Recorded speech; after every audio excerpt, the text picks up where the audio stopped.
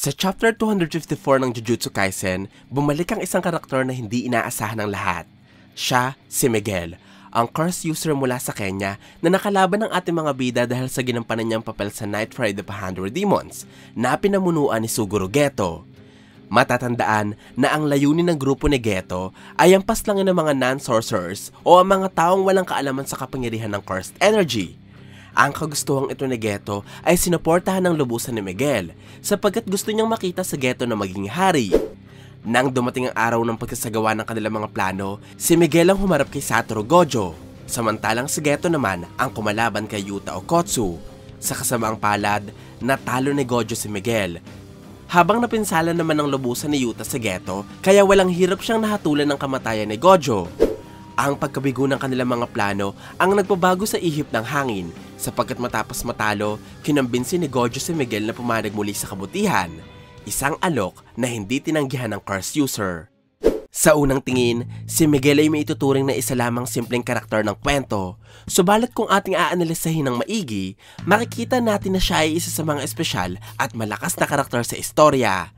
Malakas siya dahil una, si Miguel ang pinagkatawalaan ni Geto para kalabanin si Gojo. Nagpapakita ito na alam ng sorcerer na mayroong kakayahan si Miguel na kayang ipangtapat o humamon sa kapangyarihang mayroon si Gojo.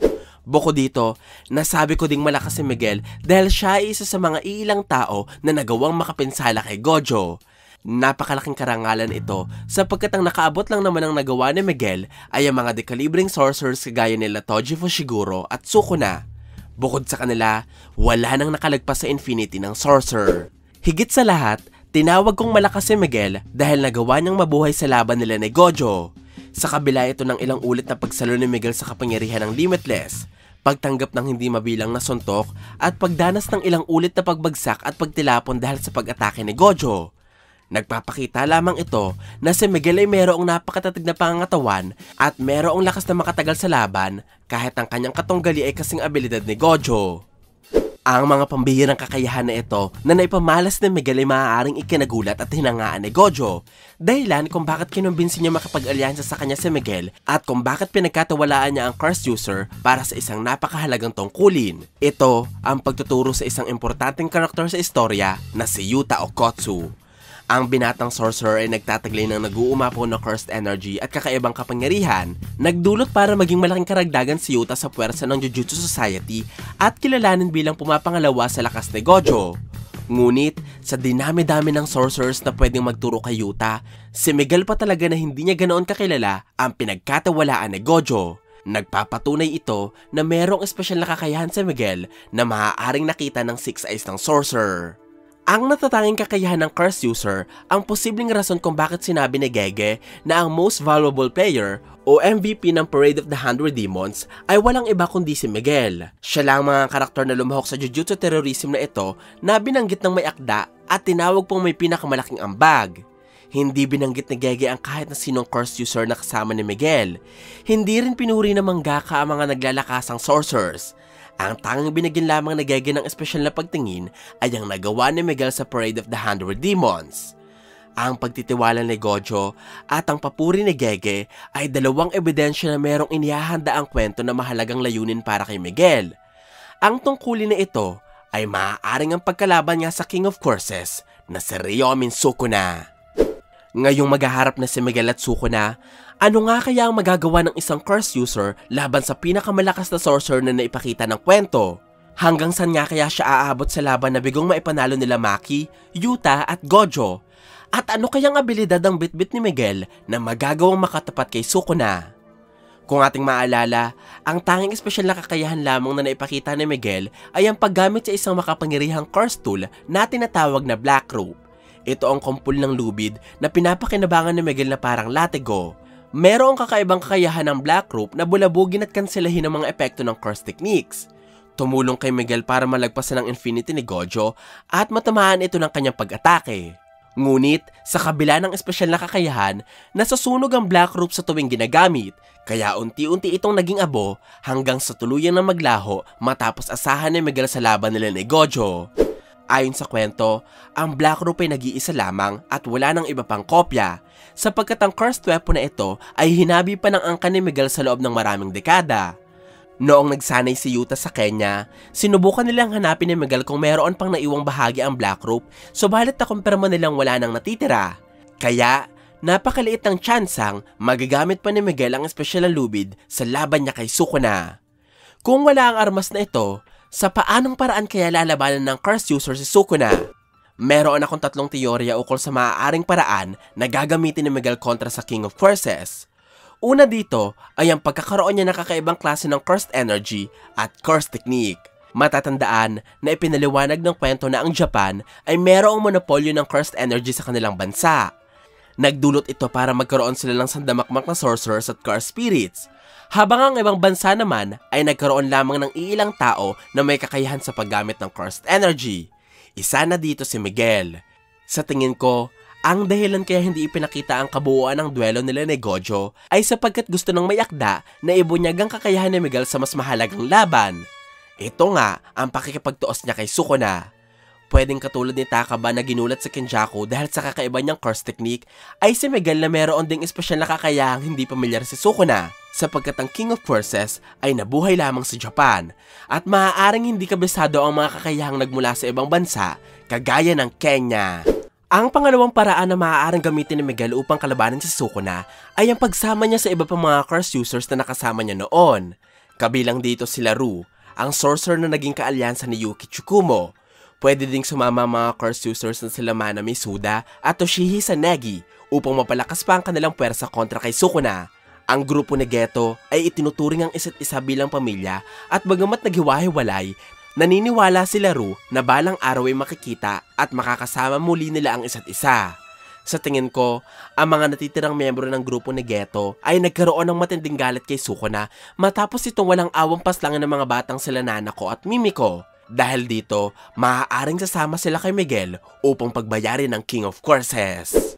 Ang pangatlong paraan na maaaring asahan ni Miguel upang kalabanan si Sukuna ay ang paggamit ng isang armas na matagal na nating hindi nakikita.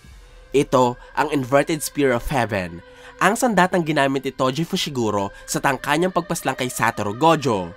Ang Inverted Spear of Heaven ay may kapangyarihang puwersahin ng kahit na anong curse technique na huminto sa pag-iral sa oras na matamaan ng talim ng sandata. Kung ating maaalala, ang Infinity ni Gojo ay nagawang patigilin at mapawalang bisa ng Inverted Spear of Heaven, kaya nagtagumpay si Toji na pagsasaksakin ng katawan ng sorcerer.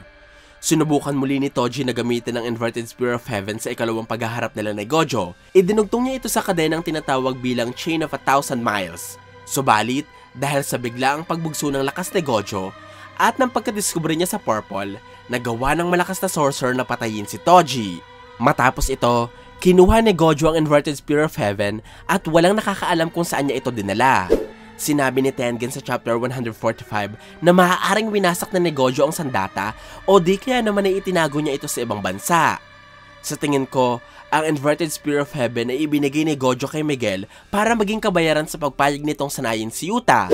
Sapagkat nakakapagtaka, natatanggap ng pabor si Miguel kay Gojo, gayong ito ang pumaslang kay Geto. At nakakapagduda din na sasanayin niya si Yuta kahit na ito ang dahilan kung bakit namatay si Geto. Maaaring noong nakikipaglaban si Gojo kay Miguel, naubos ang Black Rope ng curse user. At dahil sa kaalaman ng sorcerer na ilang dekada itong pinaghirapan ng angkan ni Miguel, inalok ni Gojo ang Inverted Spear of Heaven para pumayag itong makipag-alyansa sa kanila. Pero, bakit sa dinami-dami ng pwedeng ibigay ni Gojo na kapalit, ang sandata pang kamuntikan ng pumaslang sa kanya ang ibibigay niya kay Miguel? Ang dahilan nito ay sapagkat ang Black Rope ng angkan ng curse user at ang Inverted Spear of Heaven ng sorcerer ay halos magkatulad. Pareho itong special grade curse tool, pareho itong puminsala kay Gojo, at pareho itong nagpapawalang base sa curse technique ng kalaban. Tinanggap ito ni Miguel sapagkat katumbas o mas malakas ang Inverted Spear of Heaven kumpara sa kanyang Black Rope. Maliban sa parehong epekto, kapansin-pansin din na ang dalawang magkaibang sandata ay parehong pinapalakas ng isang cursed energy na hindi likas sa Japan. Tinatawag ito na foreign type of cursed energy. Ibig sabihin, alam ni Gojo na kung meron mang tao na makakapagpaliwanag kung paano nakakagawa ng isang sandata na nababalutan ng foreign type of cursed energy, sila ay walang iba kundi ang angkan ni Miguel, sapagkat ang mga ito ay nagtataglay sa kanilang katawan ng foreign type of cursed energy at merong malawak na kaalaman sa paggamit ng kapangyarihang ito para ilagay sa mga sandatang kagaya ng Black Rope. Higit pa dito, sinabi din sa chapter 145 ang isa pang pagkakapareho ng Inverted Spear of Heaven at ang Black Rope. Ito ang kapangyarihang kanselahin ng epekto ng Prison Realm o ang misteryosong cube na kayang magkulong sa kahit na sinong nilalang sa loob nito. Ang Prison Realm ay isang special grade cursed object katulad ni Ryomen Sukuna na itinuturing pa rin nila Angel na isang cursed object kahit may ginagamit na itong katawan. Sa madaling salita, malaki ang posibilidad na sa parehong pagkakataon na mapinsala si Sukuna ng Inverted Spear of Heaven, mawawala na din ng bisa ang paggamit niya sa katawan ni Megumi Fushiguro at tuluyan na siyang mapapaslang ng gumagamit ng sandata. Isipin nyo na lamang kung gagamitin ni Miguel ang Inverted Spear of Heaven sa paraan kung paano niya ginamit ang Black Rope.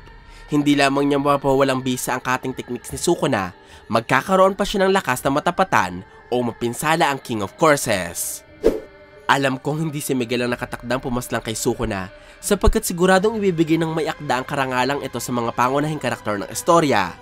Ganun pa man, kung magagawa ni Miguel na mabawasan ng lakas ni Sukuna katulad ng nagawa ni Higuruma, kung mapipinsala niya ang katawan nito kapareho ng napagtagumpayan ni Yuta at Maki, at kung mapapahina man lamang niya ang koneksyon ni Sukuna sa katawan ni Megumi katulad ng naabot ni Yuji, malaking tulong na ang maiaambag ni Miguel sa pakikipaglaban sa King of Courses.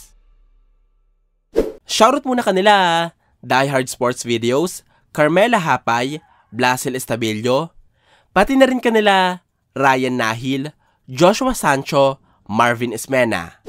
Ito po ang aking paliwanag tungkol kay Miguel. Sana po ay nagustuhan niyo ang aking paliwanag. Kung may mga katanungan pa kayo o gustong idagdag ay huwag po kayong mahihiyang mag-iwan ng komento sa ibaba. Maraming salamat po sa panonood ng aking videos. Ako po si JE. Hanggang sa muli!